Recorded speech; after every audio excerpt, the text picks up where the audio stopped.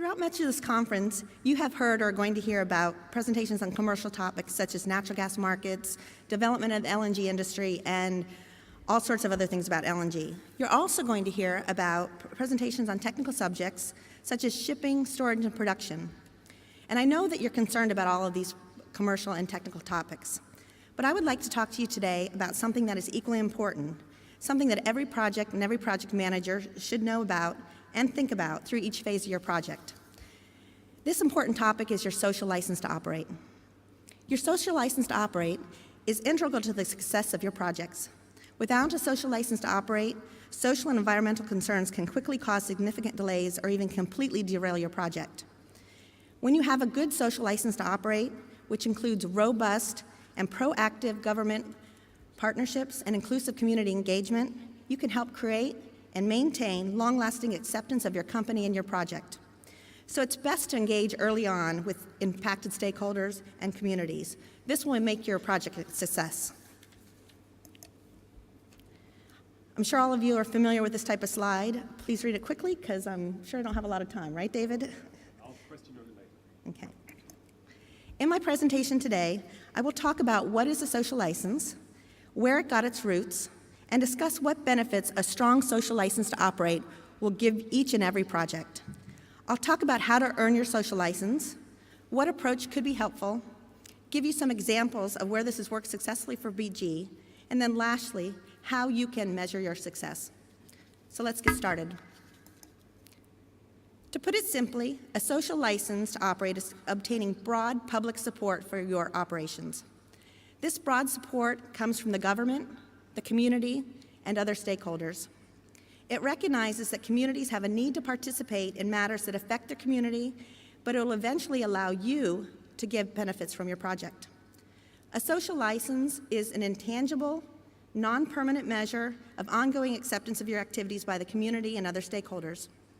While it's generally easy to identify who in the community are your stakeholders and who the local and state government stakeholders are, you also need to think about environmental NGOs, health organizations, shareholders, and increasingly broader stakeholders across the globe, including media and Twitter followers and even Facebook friends.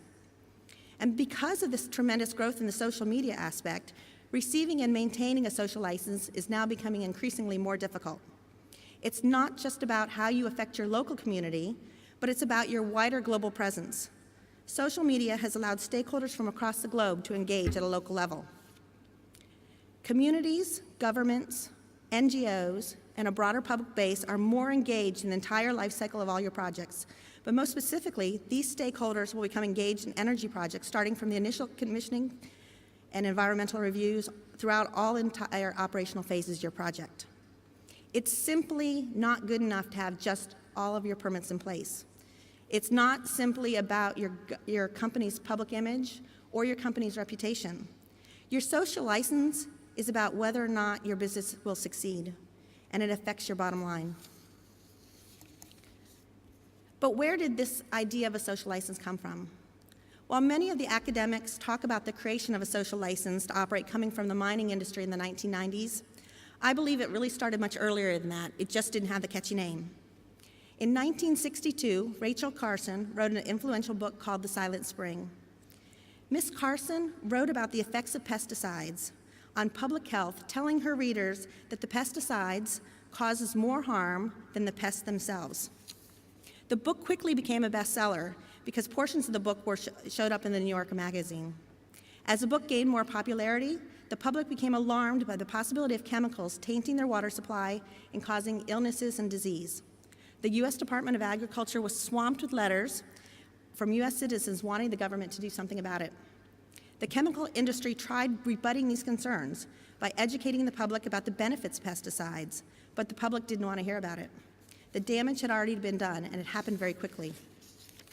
Ironically, as the chemical companies became more engaged in the debate about the book and tried to discredit Ms. Carson, the book gained even more publicity and more popular with all people around the United States, and more people got engaged in this debate.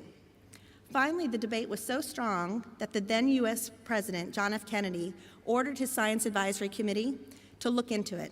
When his committee studies was released, it was completed just 1 year later, they agreed with Ms. Carson. And when the report was made public, laws banning the use of DDT were passed, which later paved the way for a myriad of other environmental laws, such as the Clean Air Act, the Water Pollution Control Act, and finally it had helped establish the U.S. Environmental Protection Agency. But this presentation really isn't about environmental laws. What is important about Ms. Carson's book is that this book, a single book, and within the span of 1 year, it really energized the public to get involved.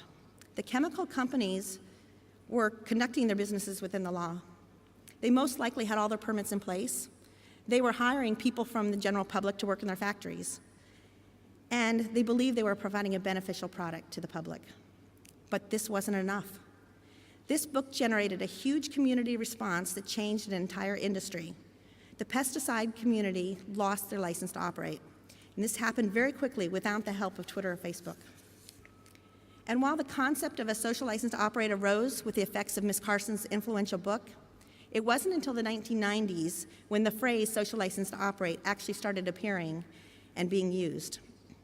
According to Thompson and Boutillier, the phrase social license to operate first surfaced in 1997 at a meeting at the World Bank headquarters in DC. Later that same year, this phrase was repeated at a conference discussing the mining industry and mining communities. Now it's catching on in all sorts of other industries, including the energy industry.